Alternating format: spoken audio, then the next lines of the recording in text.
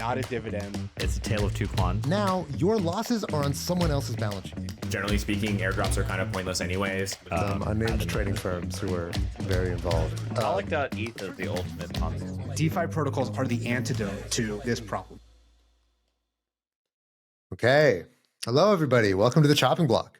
Every couple of weeks, the four of us get together and give the industry insider's perspective on the crypto topics of the day. So this is also, I just want to announce, the 400th show of Unchained. Woo, yeah, it's amazing. We're very excited. We're officially taking over Unchained in celebration of the 400th episode. So every episode from now on is only going to be the Chopping Block. So we're just going to be doing this 3 times a week.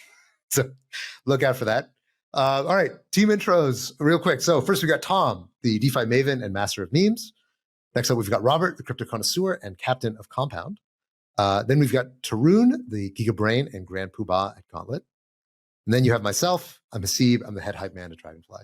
So the four of us are early stage investors in crypto, but I want to caveat that nothing we say here is investment advice, legal advice, or even life advice. So guys, it has been a pretty down bad kind of week. The main news of the week has been the merge. We were talking about it pretty much nonstop for every show for the last 2 months. And the merge happened. It went off basically without a hitch, as good as one could have expected. And in my mind, the outcomes, the decision tree when the merge happened was either, okay, 1, the merge fails, in which case everything's going to dump. Or 2, the merge succeeds and either rallies and everything's great and we're all happy. Or path 3, the merge succeeds, but it was priced in and nothing happens. Instead, what happened is that the merge succeeded and everything just proceeded to turbo dump and ETH is now in the shitter. I only have one word for you. Taxes. Taxes? Wait, September 15th? Why September 15th? It's like October, so everyone is selling their crypto. People are selling in anticipation of taxes? Yeah. Here's the long and short of it. So everybody made a ton of money last year. The market was up. Everybody was churning crypto, buying it, selling it. Everybody filed extensions, which are due soon.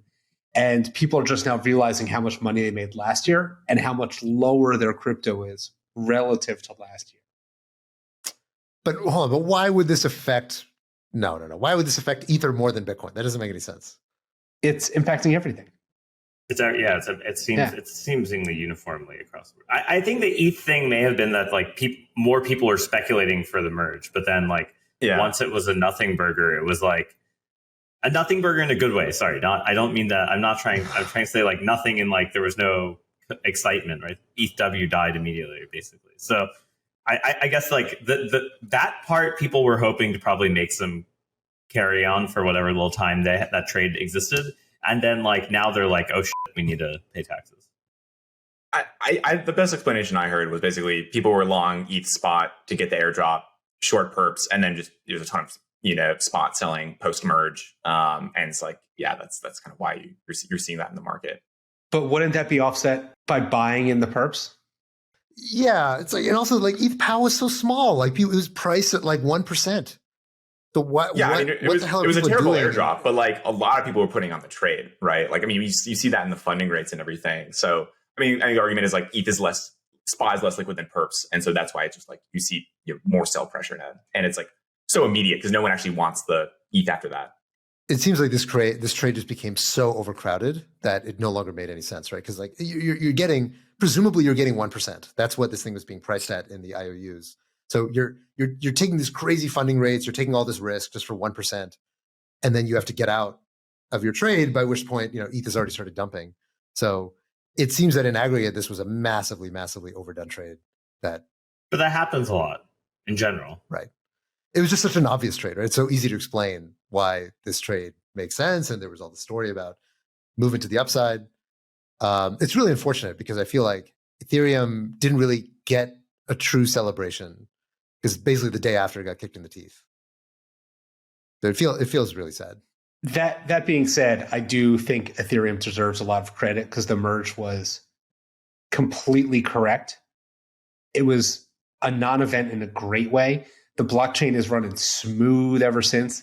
The inflation rate is 0.5% a year at this point, in the days since.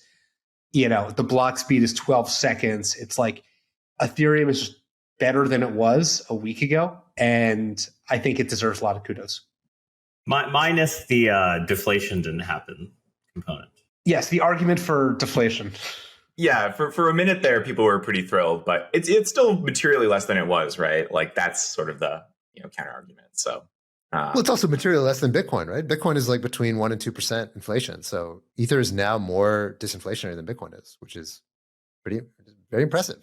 Yeah, very true. And I mean, it clearly, like if you there was a chart that there's been like 20 of these charts of showing at the rate at which fees are being paid and burned through EIP 1559. If the merge had been activated at different times, what would be the net inflation rate or deflation rate in Ethereum? And there are clearly a bunch of times over the last cycle that you would have been net deflationary. Now, right now, we're at the bottom of that cycle. Gas fees are super low on a relative basis. And so, yeah, the Ether is not going to be deflationary right now. But if we see another cycle come into play, then very likely that ETH will go through periods of deflation. Mm. We just need more on-chain activity to get people revving up and paying high gas prices. Then it's deflationary again, and the world is right. Yeah, I mean, it's going to take Bitcoin a while to catch up, right? Bitcoin is going to be like 10 years basically until Bitcoin is at the level that Ether is at now, even assuming no net deflation. Yeah, we need a couple halvenings. We need another 2 halvenings. And there was also a great debate on this show between Eric Wall and I can't remember who the other person was, but they were talking about Bitcoin needing to have a tail emission, so having to continue to be inflationary in perpetuity. In which case, that tail emission might be on the order of about what Ether is doing right now, which again also breaks the narrative between what Bitcoin and Ether would be about. Well, we don't have to get into it on this show because it's a much broader debate and conversation about the security budget necessary to keep Bitcoin safe in the end years. But fundamentally, I don't think the current model works. I think you have another couple halvenings, and it requires the price of Bitcoin to go up for the network to be as safe.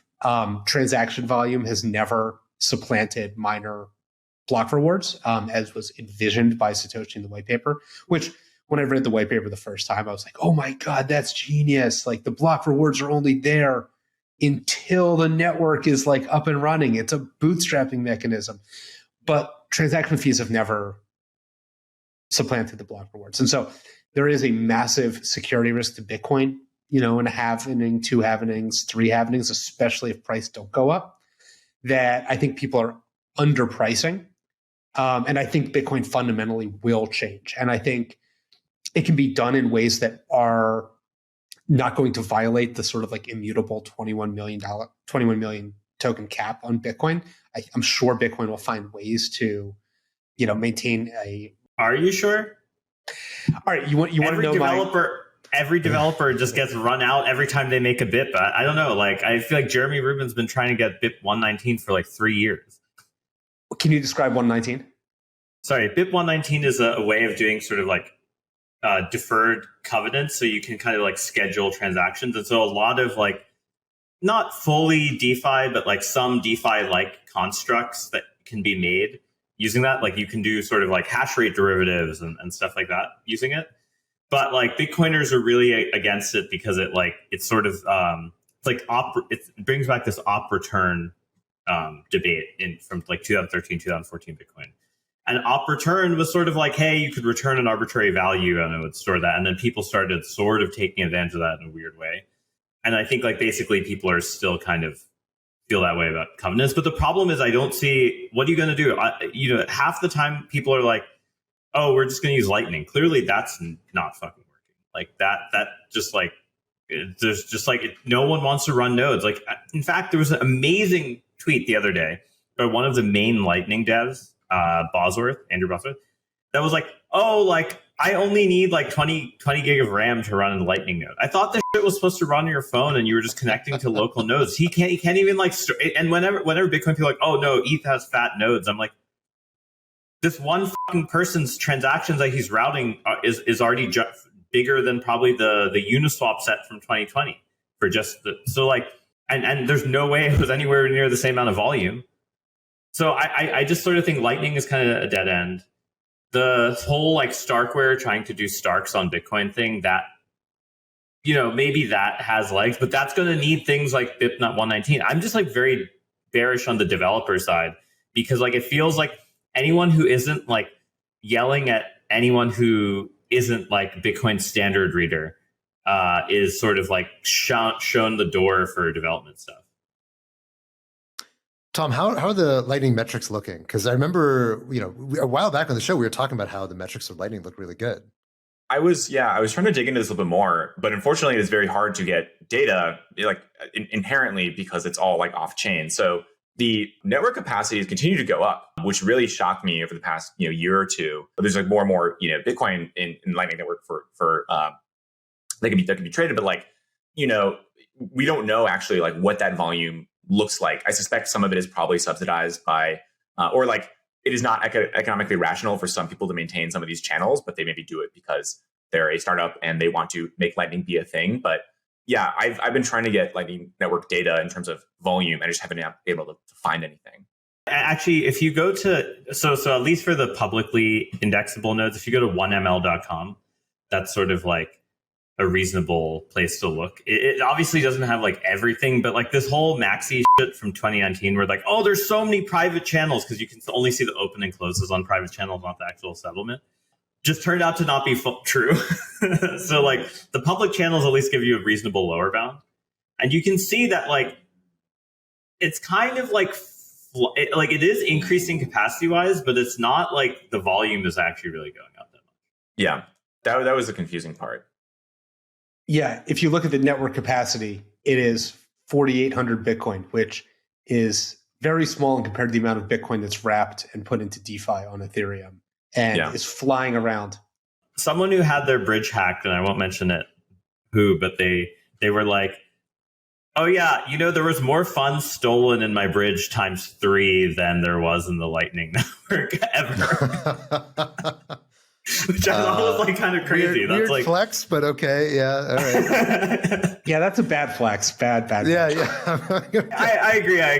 But I thought that was like a funny statistic, right? It's like, oh, like Bitcoin people are like championing the shit that has like no fucking volume, barely has capacity. When you think about it relative to these bridges where people are like pummeling through $1 million volume all the time, right? So. But to be clear, if any Bitcoin maxes are listening, we love Lightning. Tarun, if you please direct your ire at Tarun, not at us. We are Team Lightning. Lightning's great. And it's interesting how many Lightning startups have also. Isn't David Marcus's startup is like doing it's like Lightning oriented startup, where if I recall, it was like we're going to figure out what the product is, but we're gonna target Lightning. Yeah. And then Strike. There's been all these stories about how the El Salvador Bitcoin push is kind of falling apart, and people on the ground are not really using Bitcoin or Strike very extensively. So it's because they're growing off a low base. I think the Lightning growth numbers in terms of capacity look pretty good, but the reality is that as crypto has grown and as the infrastructure has increased, the alternatives to settling Bitcoin through Lightning have all gotten better and better and better, and Lightning is just not getting that much better. And unless it drastically improves in a short amount of time, or there's some kind of distribution hack that sets into place, I think everything else is just going to overtake it. There's also this sort of schism between the like Lightning Labs Lightning and Blockstream Lightning, because Lightning Labs added this overlay network called Terra, which has tokens and like you can issue stablecoins on it, but it kind of is like its own private network. And so there's kind of this war going on between them of like, you'll see like the Blockstream Samson type people being like, oh, like they're just like adding in this like private chain. It's not real Lightning. And then Lightning Labs is like, no. We at least post some of the commitments. And I'm like, the fact that they're still debating this shit just like sometimes boggles my mind. Yeah. Well, I'd also, okay, so coming back to the Ethereum merge and all that. So ETHPoW, I think we can pretty safely say is dead. It's now trading at $5, which is basically what is it, like 40 basis points of Ethereum. It's down 91% from inception. So it launched at like $120 and now it's trading at $5. Tarun, I remember you were telling us how you were in the private Discord and you were seeing all the mayhem that was going on. Give us the insider play-by-play of what exactly happened. Well, that Discord disappeared. That Discord disappeared. Disappeared. Wait, why? Yeah. I think they just were like, they didn't want the like negative press in general, because a lot of people who were in there were writing all these tweets and stuff like that. So I didn't really follow much, other than I heard about all the like maker MEV. Some searchers I know I talked to were just talking about how like DAI was sort of like the main form of MEV, because you could just like borrow a ton of DAI against ETHW collateral, and they were basically running the maker oracle on their own, and there's enough like you could just basically background the oracle. You basically take out a really big DAI deposit and then background the oracle and liquidate your own collateral. And it was like profitable because ETHW was going down fast enough. So. Oh, wow. I was curious about that. There's actually like a good amount of ETHW volume on centralized exchanges. Like it's like 70 mil today or something like that. Is that just like people doing MEV cashing out? Like why else, it just seems like a very large amount of volume on like legit exchanges for something that no one is actually building on. I wouldn't rule out the POW fork. I think that just really? Yes, yeah, really. I'll be the contrarian. I'll say that I would not be surprised if in a year people are like, oh no, this thing is better than Ethereum Classic. Let's just use this for like our thing. And I think it's still around. I think everybody viewed it as like, oh, it's free, let's sell it. And I think if you leave it alone for long enough and like we just come back to this in like 1 year, I think its price in Ether terms is higher than it is today. I get the feeling that people are going to walk away from this. I think it's the opposite. I think that ETHPoW, like there's a narrative moment, I think, for ETHPoW, and that narrative moment unfortunately has passed. And like I think blockchains very often have this small moment in the spotlight, and if you mess up your moment in the spotlight, like they don't invite you back on stage, and that feels like what happened to ETHPoW. But what did they mess up specifically? I think they messed up like actually coming out and having a coherent story, having some kind of pitch to developers, to users, right? Like the only thing I have heard from anyone about ETHPoW is how to sell it and how to trade it, right? And specifically how to trade it in a way that like maximizes you making money from the ether that you have. To be fair, ETHPoW, well, the two versions, biggest fan is Justin Sun, who, arguably Tron had the same sort of genesis of, the only thing people cared about was really trading it. So that's true. I mean, I think the difference though is that I think Justin, for whatever criticisms you might make of him, he's clearly a very engaged founder who has big ambitions to how to make Tron successful. And I just don't, I mean, maybe I'm missing it, but I have not seen any story about that with ETHPoW. So, this is part of the natural tension in blockchains, that you do need to have some kind of leadership team for a blockchain to really be viable, unless the tech speaks for itself. And it's very hard for the tech to speak for itself in 2022. All right, let's move on. I think at this point, it's depressing enough to talk about ether dumping and ETHPoW being a nightmare. Let's talk about other different depressing topics. So one of the big news of the week, of course, has been our good friend Do Kwon, who was on the show before Terra collapsed, and the vibe around Do Kwon really changed. I don't know how else to That's just like a funny way of saying it. I know it's been a vibe. Like I can't talk about Do Kwon now without feeling I've met Do Kwon in person multiple times. He's a nice guy. I mean, I know that he's kind of a dick, and he's a lot more of a dick online than he is in person. But yeah, like I don't know. It's weird the fact that like I know him personally, and he's like now one of the most famous people in crypto, period, ever. Right? There's like Satoshi and then like Do Kwon.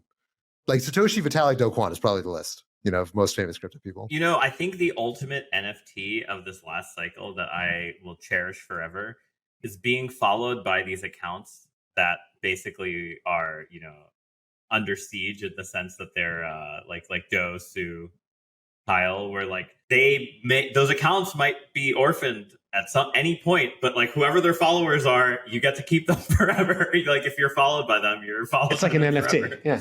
It's an NFT. It is a sort of NFT of the last cycle if you're followed by them, which I thought, because like their followers haven't changed. They haven't changed. They haven't been adding followers very much. They've just kind of like they're too busy to. Yeah. No, it's weird. Anyway, so Do Kwon, the news basically is that so Korean authorities have now put out an arrest warrant for Do Kwon. We don't have a ton of details on exactly what is in the arrest warrant, I believe, but it's something around some financial crimes, something. They're seeking to void his passport to prevent him from traveling. They've now also issued an Interpol red notice to try to prevent him from kind of hopping country to country.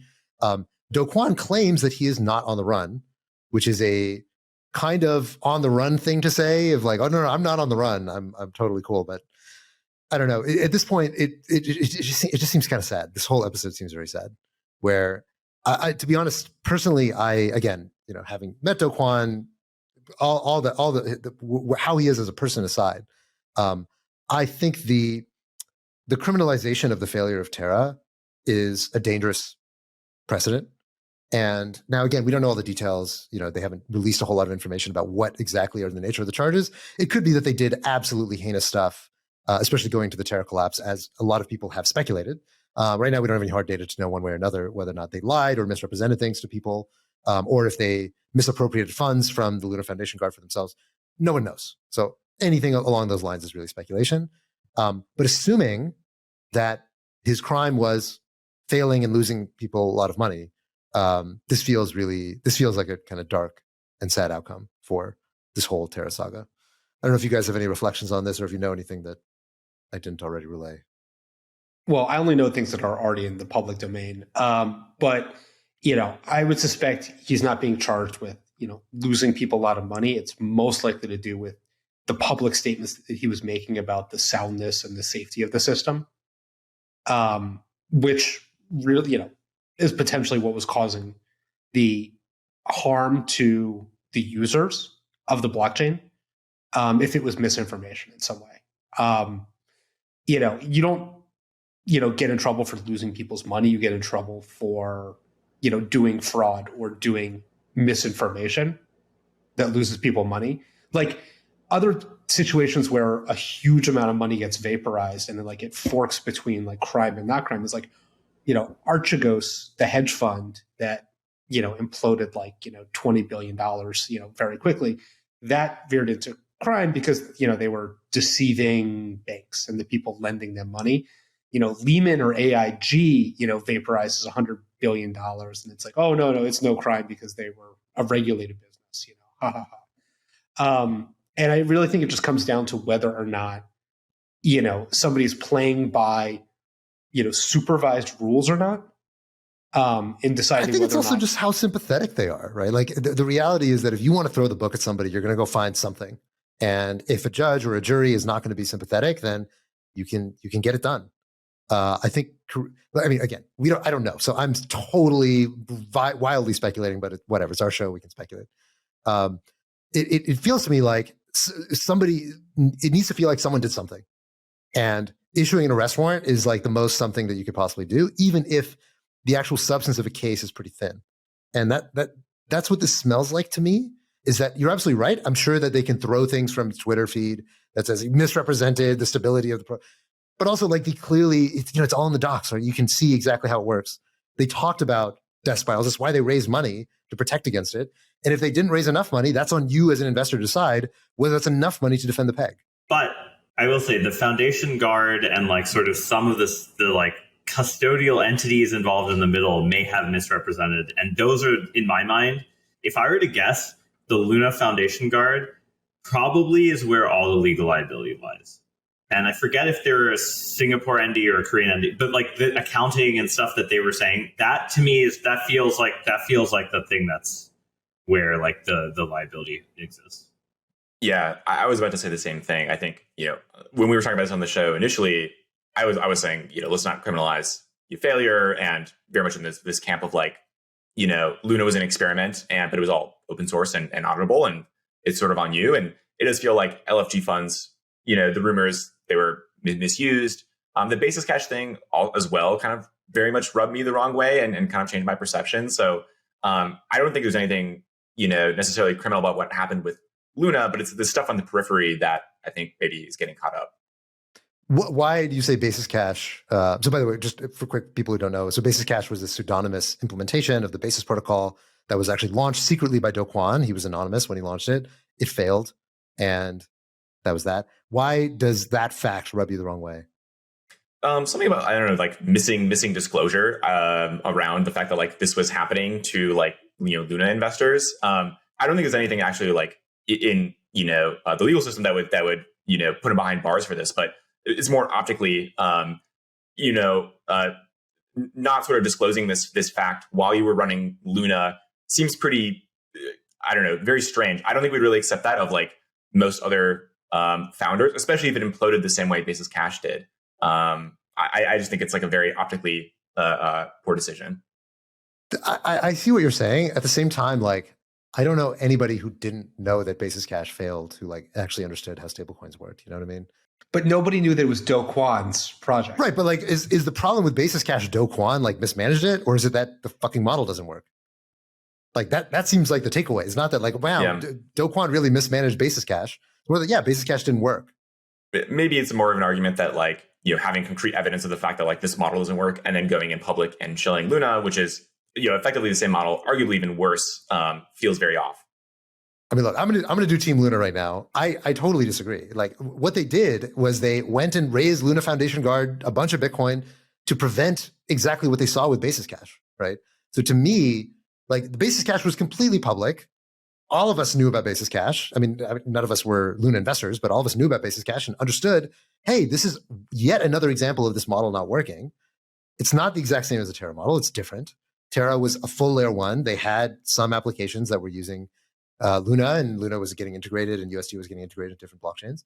So I think the story that they were presenting was a coherent one, right? And like people fucking knew that most other senior shares coins are broken. So I understand optically, like it's kind of it's a terrible way to learn that story, right? Like learning that, oh, Basis Cash was launched as like a little experiment by Do that blew up and he didn't tell anyone. And then, that we learned that like the day after Terra blows up, it all ends up looking really bad. But practically speaking, like unless you're going to impugn the ability of a founder to launch something pseudonymously, or maybe the argument is like, look, Luna's so big that you shouldn't be okay for you to launch something pseudonymously. If this is an experiment that you're trying to learn from, you should allow the rest of your community to learn from it too and understand the way you're thinking about the lessons that come from this. But it feels to me like more that it was sensational rather than that there's a clear reason why it was wrong for them to have launched Basis Cash pseudonymously. I do think it's sort of weird in the sense that it is sort of like making a competitor to your main protocol and then under an anon.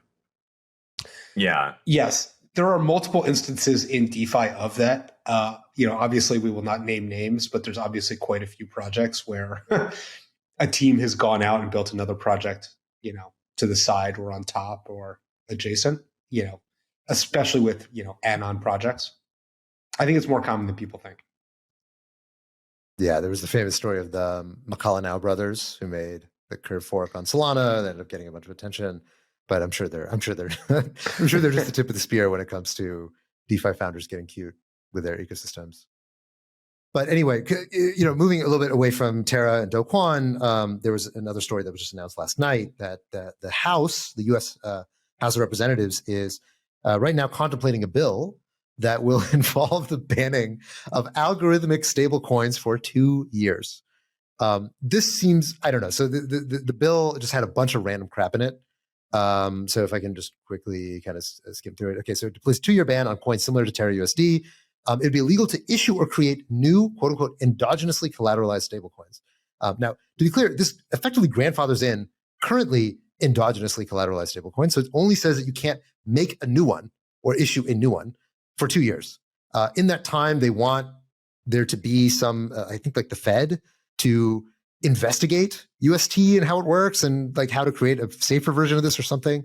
I don't know why they think the Fed is the right organization to do that. And they're also going to be allowing banks and non-banks to issue stablecoins, which you would need to get approval from the OCC in order to actually issue such a stablecoin. And then there's some other kind of random stuff in the bill. It seems like a total non-starter bill to me. It seems so half-baked that I think there's just no way this thing is going to see the light of day. Well, I think these changes are ridiculous, and I think these changes make the bill less likely. If you asked me a month ago, I would have said, oh, the stablecoin bill. There has a lot of broad bipartisan support of, regulate stablecoins. Now it's like, getting weirder, and like a lot of that is reactionary to, I think Terra has scarred or, freaked out a lot of people, from staffers who are the ones writing this legislation to the people that will vote on it. But, I think it's crazy. Like, I don't anticipate in its current form it'll pass. But the part that's mind-boggling to me is that, I never could have imagined a year ago, having a bill, in the House that says no algo stablecoins. You will go to jail if you make an algo stablecoin. Like, that's the surprising part. And, I don't know if the Fed needs to study it. I mean, I've traded almost every algo stablecoin that's ever been created, most of them unsuccessfully. I know a lot about algo stables at this point, and there's not that much to learn. I tend to agree. I think this seems like it's a very understandable reaction. Wait, can I actually poll the others on the show? What percentage of Luna and or UST and or Anchor, or I'm including B Luna recapitalization, what amount do you consider? What percent of that do you think was U.S. investors versus like Korean versus Singapore? I'm just kind of curious to get a sense of like how much, if it's like Americans lost $1 billion, then like, yeah, I could kind of see this getting through. If Americans lost $100 million, probably not. You know what I mean? Like, I'm just kind of hard to gauge. Like, where do you guys fall on that spectrum?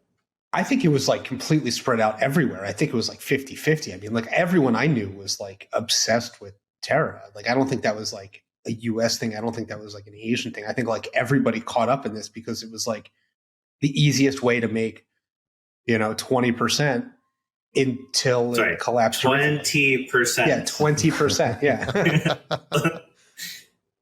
No. I'm just more curious about the net damage to U.S. citizens, because I kind of just roughly think the probability of success of these bills is like proportional to, in some, at least a monotone. I understand.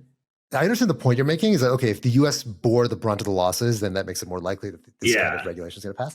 I actually don't think that's correct. I think that, like, as a legislator, you have such low fidelity in actually being able to understand the impact of economic damage. It's much more about the sentiment and the storyline that ends up trickling up into your constituents and into like kind of your general agenda than it is like a clean, like, distillation of exactly where the damage was. And the other thing too, of course, the US is much wealthier than any other country, right? So like, even if we took more of the damage on a percentage basis, it might be much lower. And of course, the other thing is that, like, so remember at the time the Terra collapsed, the market cap of crypto was 1.5 trillion, okay? Terra, between Luna and UST on the whole, had about $40 billion of market cap. And if you assume that was wiped out completely, which it basically was, then you lost 40 billion out of a $1.5 trillion base. Right? It's not actually, in absolute terms, it's not that much. It was the fact that it brought down all the other crypto assets so much and spooked the shit out of everybody. That was actually the broader impact, was just the narrative and the fear. I agree, but I kind of also think that if there were a lot of American losses, the stories you get in the news would be like as bad as they are in Korea or Singapore. This Korea and Singapore stories, if you read them, even just like Google translated, the sentiment is like 100 times worse than what they are here. So I guess my question is like, that's why I'm asking kind of like where you think the U.S. falls in the like loss. If I were to like rank, here's what I bet there's a big confounder here, which is that Korea has a much higher savings rate than the U.S. So I suspect that a lot of these countries, ultimately Anchor was a savings product, right? So if you have a very high savings rate, then it's much more likely that you're going to put a lot of your wealth into this product. Whereas in the U.S., like, because we're such a consumption-driven economy, some guy loses 20K and he's like, oh, that sucks, but like, like, I don't have that much savings to begin with because I'm, I have a ton of debt and I'm living off credit cards, and like, a lot of people probably lost their like unemployment checks on Terra, which in absolute terms, they lost a lot of their wealth, but they didn't have that much wealth because they were, we're such a credit-driven economy. It's just kind of different, I think. Like, I don't think there'd be nearly as much desperation from people who lost money in the U.S. compared to, clearly you can see it, right? I don't see anywhere near, you're right, the density of stories that you saw coming out of Korea and different parts of Asia than relative to what you saw in the U.S. Which is also, I guess, maybe including all of that, then it does feel like these types of bills are not going to pass, because I feel like they need that kind of like breach of negative sentiment to get like the level of action you're seeing in Korea and supposedly Singapore soon. Well, I think, and this is speaking extremely broadly, but I feel like a lot of the attitude, at least, domestically, is like one of like self-reliance. And it's like, penny stocks are legal, and like most people are smart enough not to lose money on penny stocks. We don't have to like criminalize them and make it illegal to create a penny stock, right? It's just most people don't do it. And like, your parents tell you not to buy penny stocks, right?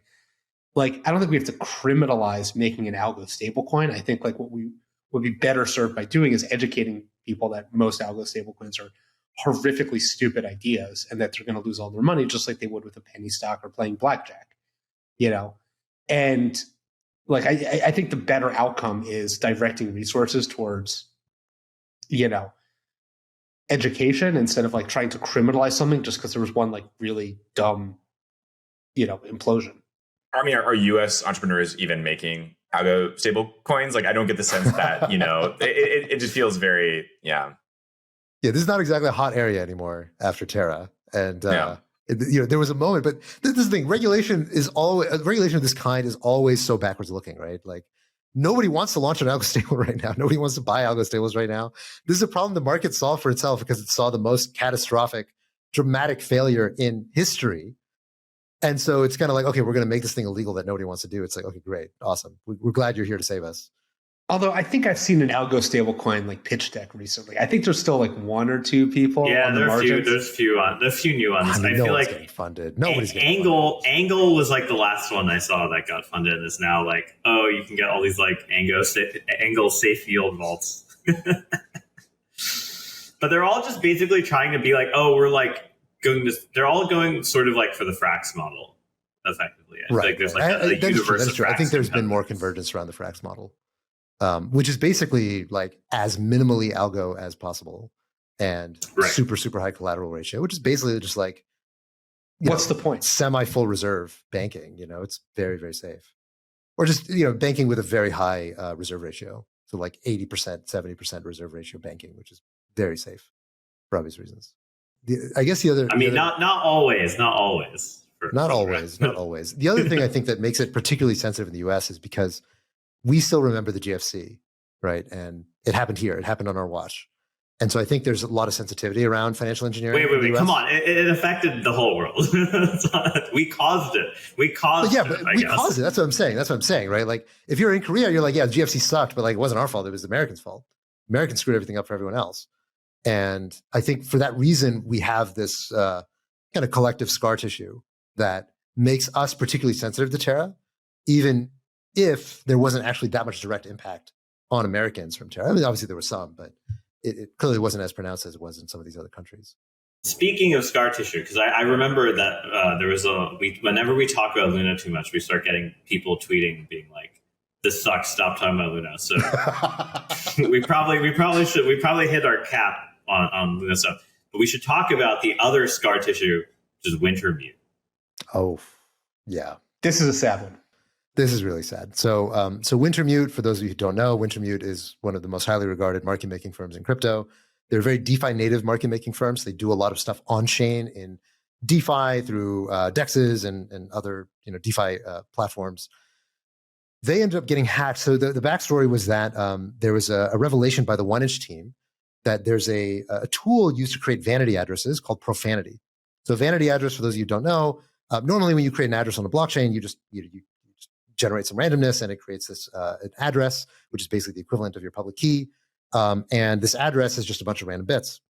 But what you can do is you can grind to try to find basically try to generate more and more addresses one at a time until you get an address that has some kind of nice prefix that you want. So you might have a prefix that says, dead beef. And that's cool because like it just kind of looks cool. It might cost you a bit of money to generate that by repeatedly trying, millions or billions of combinations until you finally get one that has the right prefix. But with some mathematical certainty, you can do this. So there are a lot of tools to generate these vanity addresses. One of these tools was called Profanity. And Profanity, the 1inch team revealed that there was a bug in Profanity, or not a bug, but an implementation flaw, that Profanity, normally, an address has 256 bits of entropy, but they were doing something very stupid where basically they seeded this algorithm with 32 bits of entropy and then did some key derivation that was deterministic to extend it out to 256 bits, which basically meant that the entropy of anything generated by profanity was basically 32 bits, modulo with some extra, kind of grinding on top. And to give people who don't think in binary, it's a rough approximation. 32 bits has 4 billion numbers. 4 billion operations is not a lot, especially when the only thing you're really doing is doing a couple elliptic curve multiplies or adds, depending on your side, your belief in the poll that Vitalik and Dan had a fight over on Twitter.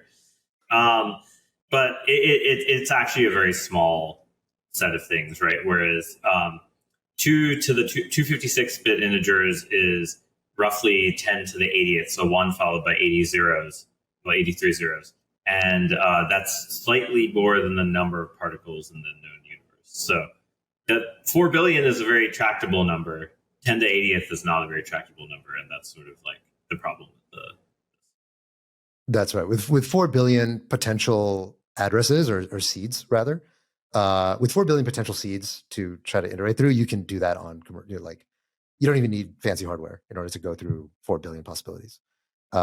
So what ended up happening was that when Wintermute disclosed this, there was a bunch of folks who realized that they had these profanity generated addresses, vanity addresses, that had already gotten hacked in the past.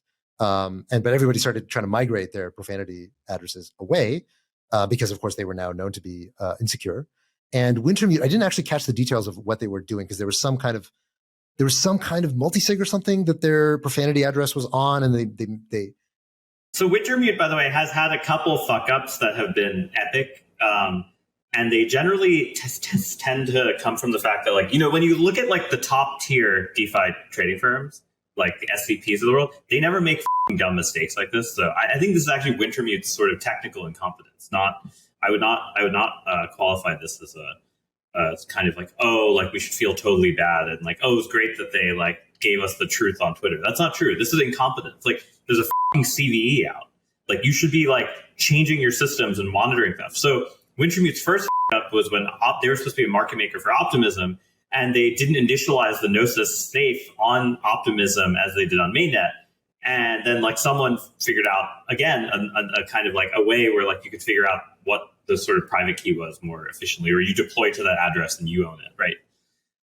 They kind of up on these cybersecurity stuff, left and right. There's a bunch of examples with them. So this is actually them being kind of incompetent. Trading firms normally are structured in the normal markets where okay, if I'm starting an HFT firm and I trade futures at the CME or I trade equities at NASDAQ and I colo there, if NASDAQ fucks up some cybersecurity thing and someone breaks in and changes my net margin or balance and gets me liquidated, I sue the shit out of them, right?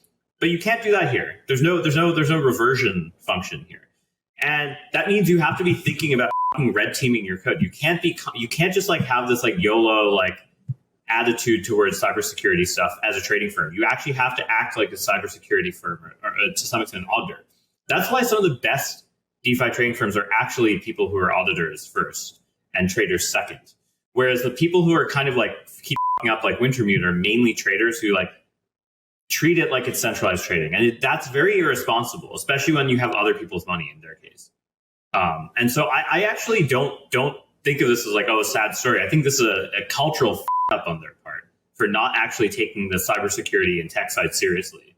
Because this is a huge CVE. So the index finance hacker, in fact, got his address drained. It was Robin Hood, I guess. And I thought that was kind of funny. But there were so many things in the world that were happening post this post by OneInch, and there's a bunch of other people who validated different ways of emulating it. And you have a set of wallets with $100 million in it, and you're not reading these CVEs. That's your incompetence. That's not that. You shouldn't be trading on chain. Just stick to centralized. You should never be trading on chain. Well, especially that much money in what amounts to an EOA. Yeah. That's why I'm saying all these people giving them compliments on Twitter, I kind of disagree with fundamentally. That they should just not be trading. Here's the thing. As I understand your point, and clearly, look, when this was revealed, the OneInch disclosure was 2 weeks ago. It was a while ago. This is not the moment that it happened, and then they got got. That being said, the one thing that I will give Wintermute credit for is that, I mean, one, they owned up to it, right? Like you said, okay, SCP and some of these other guys, like they don't have these kinds of colossal f***s. Well, they're also a lot quieter, right? So you don't necessarily see what they have made. We don't know what mess ups that other firms have made. I guarantee you, everybody who's been doing this long enough has made massive ups. So that's one, right? Like just the velocity of stuff that they're doing, they're going to mess things up. Crypto's hard. Everybody has messed up in some in bigger ways than others, but like I agree with you. But the reason I say this is Wintermute has had very recently some clear big ups, and that shows a cultural problem. That shows like I would not want them market making any protocol at all ever. They should just like get out of DeFi trading. I don't disagree. And look, the magnitude of this failure is so big that there's a good possibility that they wiped out all their profits from DeFi, potentially since inception. I have no idea, but that seems plausible to me. That basically they're like net down on DeFi after having lost 160 million of their own money. Now that being said, the thing I'll give them credit for is that it's their money, right? They although yes, they are market makers. They have these loans. They have these loans from protocols. Yes, like that is very different. That's why I'm saying like you actually have to like they're covering it with their own money right now. Yes, but they actually did technically lose a protocol's assets the same way they lost Optimism's assets. Like it shows that like they've said, like I believe they said that they're going to pay back the Unchained debts. No, they're going to pay them back. But my point is, if you are custodying these assets that are given to you as a loan, you should be treating them with like the type of security a custodian. That's not custody. No. That's not custody, man. That's a they're in debt. That's not custody. When you're in a market making loan, these things are kind of half custody, half pure debt. Because like you yes, in a market making loan, yes, but not the on-chain borrows. But you have SLAs that you sign up, and you're basically not guaranteeing that by doing this, right? So this is why I think let's give them the time to see whether they actually pay everybody back and make things whole. Sure. It's pretty clear. Look, Wintermute, they plan to be running for a long time. They have a big enough balance sheet. They have, I mean, Evgeny said that, look, we have a bunch of positive equity. We're going to be fine. This hurts. Clearly, that's a lot of money to lose for anybody. And there's also the possibility of getting some remediation, because it is a lot of money to try to move through DeFi, especially with Tornado now, in some way. Well, the hacker was pretty smart. They put it in the curve pool. Like that was the first transaction, because like the only thing you can do that is freeze the whole pool. And I think like that's. Whoever did this is actually quite competent. Yes, they were smart, but you can still see like that doesn't prevent. It's not cashing out, right? Like you still need to somehow cash out. Sure. Somehow out of crypto, and it's pretty easy to follow in a post-tornado world. So I think there's a good chance for recovery for at least some of the assets. And Binance, they announced that they were on it. But I feel like, look, losing 160 million sucks. And for sure, I agree with you. Look, we don't need to yell at them. They're going to learn this lesson. They've already learned a good chunk of it. The fact that they are not a fund, right? They're a market maker. They raise equity capital, but they run their own money. So for me, it's like, look, there's no principal agent problem here, right? These guys are facing 100% the brunt of the losses that they took, and it's on them to fix it, remediate it, and do things right. Yeah, I guess I'm more pointing out from the perspective of I'm a protocol, a new on-chain protocol, and I'm like, hey, which market maker should I go to? Like, if someone I invest in is like, what market maker? I would just basically tell them never go to Wintermute. Like they've proven that this is like a problem. I don't know. Like you could argue that, like, look, you shouldn't work with Jump because Jump lost all this money in Wormhole and blah blah blah. But then Wormhole, like Jump, put the money back in Wormhole and it's all good.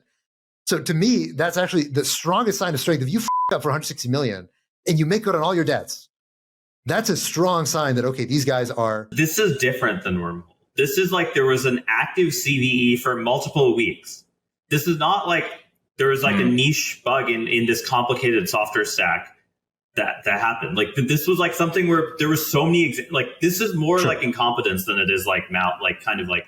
I agree with that, in that if you're running a hot wallet with $160 million of funds or more that it manages, you better be really careful about managing that hot wallet, especially if it's a vanity hot wallet. I mean, I wouldn't use any address creation tool ever to make a wallet that stores a lot of money. Like maybe for, a couple NFTs, it's fine, right? But like, let alone using like an address generating tool, you have a hot wallet that has $160 million. I'm just gonna say, if you talk to any custodians who are like generating entropy for like an NPC ceremony they literally will like have a laptop like in a room that's like a Faraday cage and like absolutely no connectivity to generate the initial entropy. And then like here we have the YOLO entropy, right? Like, and this is the kind of thing I'm saying, like exchanges and custodians are very, very careful about this type of stuff.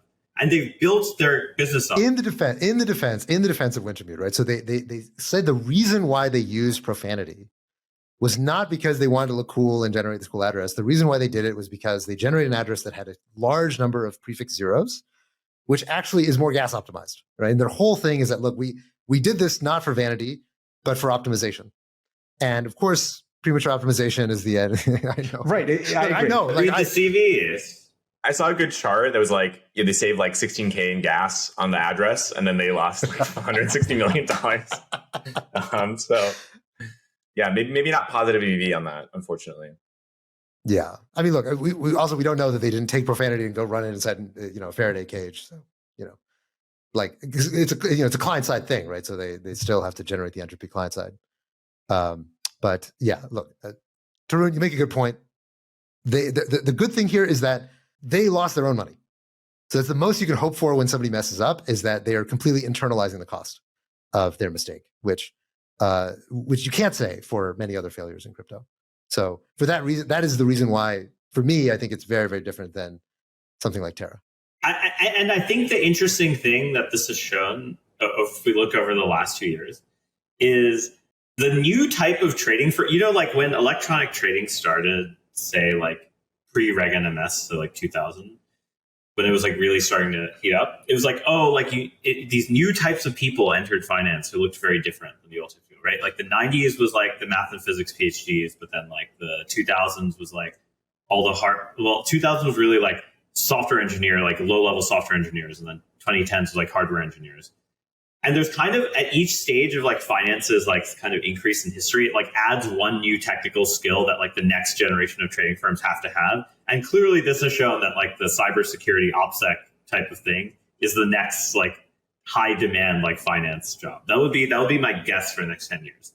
Unless there's startups and platforms that abstract it away for people. Like you should be able to plug in or trade in DeFi without having to like become the world's best at cybersecurity. Like I think this is the gap, and there's obviously a lot of startups like that are attempting to fill this gap, and like I'm bullish on this.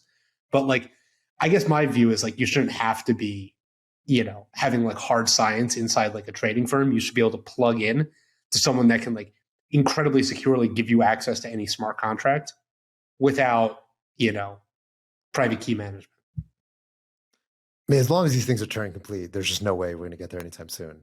It's kind of like, you could say like, well, why is it that trading firms need to have like hardware engineers working on, optimizing FPGAs and all this other stuff? It's like, well, in some sense, you can't be too prescriptive about what finance should and shouldn't be. Finance is always going to find some way.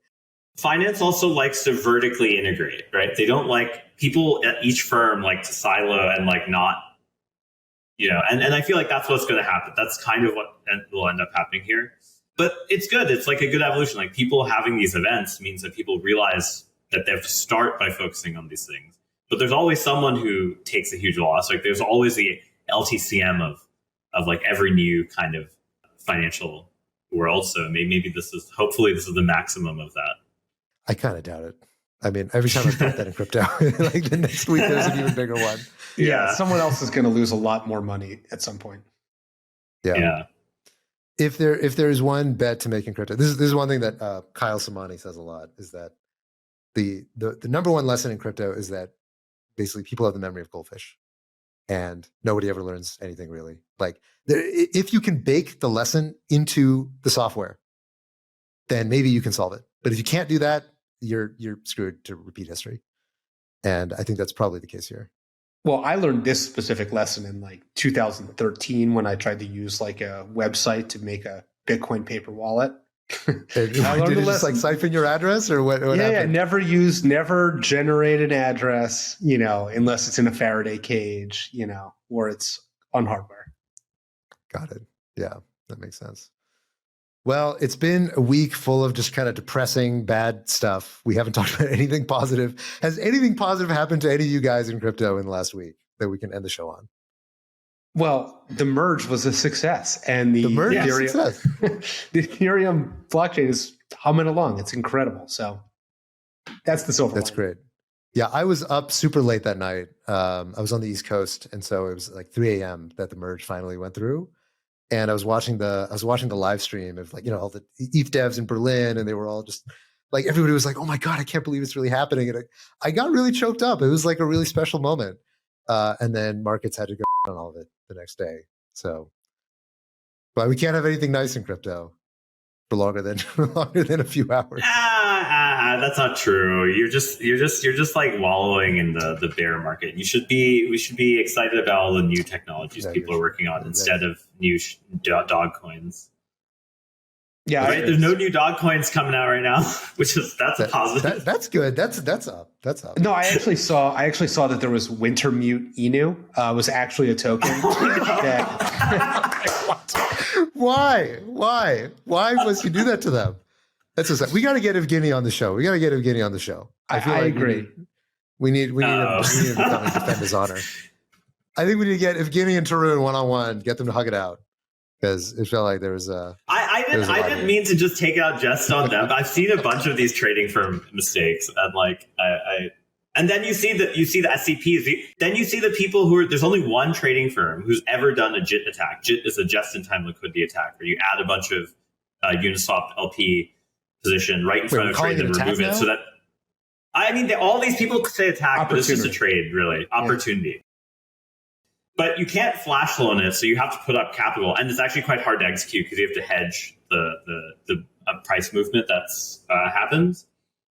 And like the people doing that, you can like see that they're like churning addresses and doing all sorts of crazy stuff to hide themselves. And like I think there are some people out there who are extremely competent at OPSEC stuff, like really, really like very, very competent. And like I think those people will be the firms that kind of win in the long run. That's true. To end the show, I'd like to ask Tarun a hypothetical question. If you had a protocol with a treasury and you had to pick who to send it to, either Wintermute or 3 Arrows Capital in their treasury management program circa 1 year ago. I was at Mainnet and someone today had a shirt that on the front said 3 Arrows Capital Treasury Management, on the back said 3 Arrows Capital Risk Management. So I thought that was pretty funny. That's pretty good. As long as we're talking about cool shirts, I got to rep my shirt a little bit right now. I guess probably not much on the camera. Very nice. Yeah. No, actually, it looked great. Look. If I only had those two options, I would say Wintermute. But honestly, I'd rather pay up for the people I know who win the liquidation wars, because like those people are clearly the best. But they're not going to take your money. That's the problem. Well, no, they'll do protocol market making. They're fine with that. Sure, no, they don't take external capital is what I mean. But yeah. So it's either 3 Arrows or you have to take what you can get, man. Anyway, all right. So to wrap up, just real quick, just because this show has been such a downer. One thing from each of us that you're excited about. I'll go first. I'm really excited about ZKVMs coming to mainnet. Tom, what are you excited about? This is kind of random, but internet game launched this week, and I've been playing, and it's super fun. It's like the most fun I've had playing a crypto game. So everyone should check it out. It's like, it's been great. Is it a GPS Web3 game? It is not. It is a game that you play in your browser, which makes it fun. It's good, Is